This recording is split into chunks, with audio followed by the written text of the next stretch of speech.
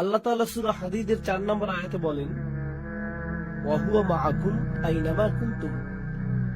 আর তোমরা যেখানেই থাকো না কেন তিনি তোমাদের সাথেই আছেন। তোমরা যেখানেই থাকো না কেন তোমরা কখনোই একা নও।